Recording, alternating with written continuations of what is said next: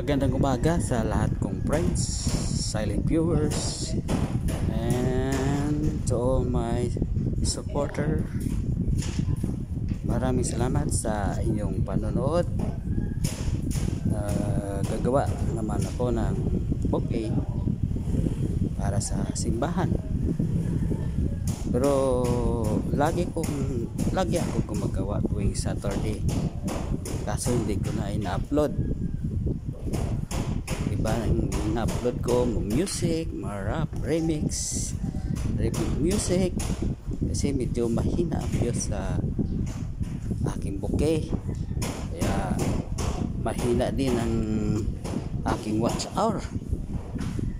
Aking watch hour hindi pa narating ng dati ng 1,000. Nag-music ako, nag-remix, mabot na ako ng 2,000 at kalahati, 2,300. Pero tuloy-tuloy ang ginagawa ko sa church ng bouquet. Hindi ko lang ina-upload. Ngayon i-upload ko first Sunday sa 2025. It's a communion. Maglagay tayo ng white flower sa communion or Lord's Supper. At yan ang ginagawa ko. Nabasa ko muna ang buhangin. Nalagay ko muna ang mga tanim bago ang mga bulaklak. Lagay tayo ng white rose na bulaklak. At lagyan man natin dalawang sidings. At lagyan din natin ng mga dahon sa baba para hindi makita ang ibaba at mayroon din view ang sa ibaba. Sa tuloy-tuloy lang sa panood guys. Salamat sa inyong lahat sa suporta sa aking channel. At magandang background ko ngayon, carpenters Latiro. Kasi may nag-aayos dito sa tabi ng church, nagpapanday ng kanilang bubong. Kaya buti walang ingay, walang music ngayon. Pero may nag-aayos na bahay nila. At maraming salamat sa inyo guys sa palaging suporta. Maraming salamat sa bago kong mga subscriber. Maraming salamat sa mga silent viewers ko. Tuloy lang kayo sa panonood guys. Mayroon kayong malalaman dyan kahit kaunti. Paano maglagay, paano mo maglagay ng mga dahon, bulaklak sa bouquet. Actually, dati bulaklak lang ginagawa ko, bouquet lang. Pero ginawa ko ng mix, kahit ano na lang nilalagay ko guys. Kasi di naman masyado mabuse ang mga bouquet. Kaya ni iba ko mga content ko, mayroon pamasyal, mayroon din karaoke, mayroon din remix, disco. At maraming salamat sa suporta. Makyat ang subscriber ako at ang aking views dahil sa mga ganyan song, sa mga remix, joke, at nakadagdag din ng WhatsApp ko. Actually 7 years na ako sa YouTube guys, pero nagseryoso lang ako mga almost 3 years na.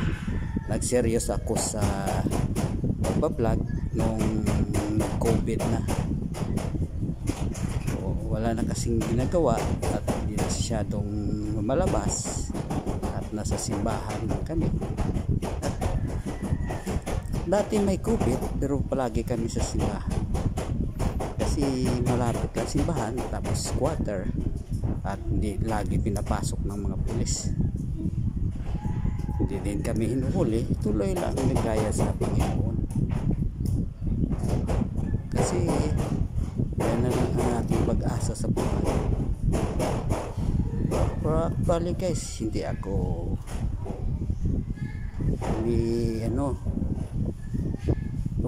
tumigil sa paggawa ng mga bouquet. Every Saturday nandito ako gumagawa ng kantata. Dami kaming ginawa nung December, daming decoration, pero hindi ko in-upload. Kantata ang church, yung decoration, pero hindi ko in-upload. Ngayon, upload ko muna para tuloy-tuloy lang kasi kahit kaunti na ang views, importante na umakyat kahit mali na hours. Maraming salamat sa inyo guys, tuloy-tuloy lang sa panonood. Ganyan lang ka simple ang ginagawa kong flower bouquet. Hindi siya maganda tingnan dyan guys, pero makita mo dito sa actual mo makikita kagandahan niya, pero dito hindi masyado maganda. Pero makita mo sa harap ng church, makikita mo ang beauty, yung totoong beauty ng bouquet na ginawa, kasi para naman ito sa Panginoon. Pero maraming salamat sa inyo guys, sa inyong suporta. Ingat kayo guys, Happy New Year, at sana nasa mabuti kayan. At ito ng mga kumbaga, it's just a beginning of our life.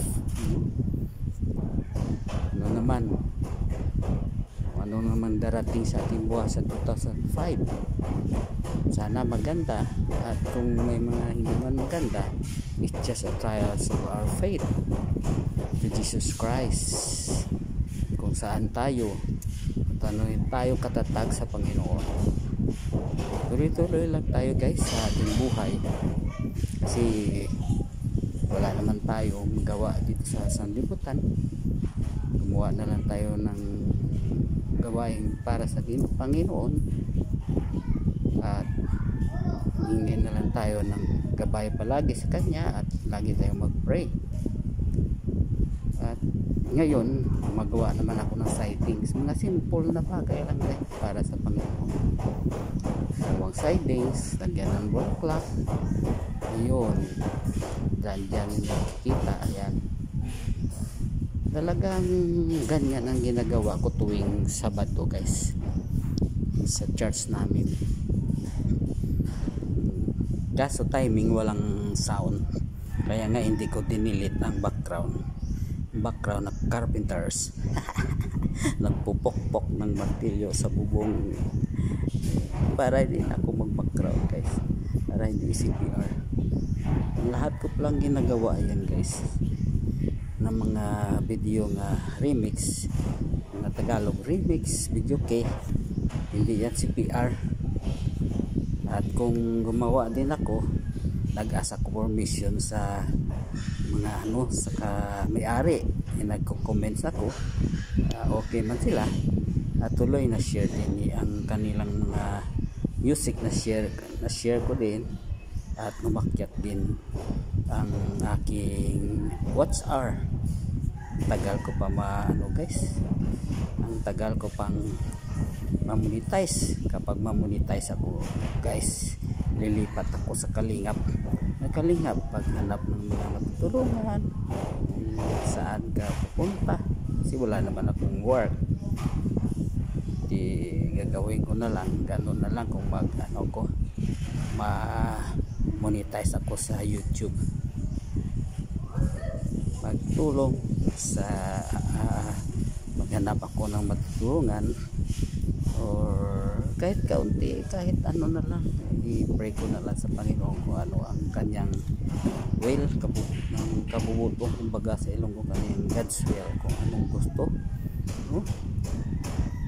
Kasi hanggang ngayon wala akong trabaho, laging sabi ng pina-apply ko, overwork na kayo, o tawagan na lang kita. Pero okay lang yan, no? At dati malakas mga online mga mga delivery. Ngayon hindi na. Kaya so sabi ng kaibigan ko, hindi na malakas, huwag ka nang ma-apply doon. At least hindi man tayo nabayaan. Ayan na guys ang final touch yung ginawa ko. ready for tomorrow, for the worship, for the Lord's Supper. At yan, thank you very much guys. Ingat kayo and God bless us all.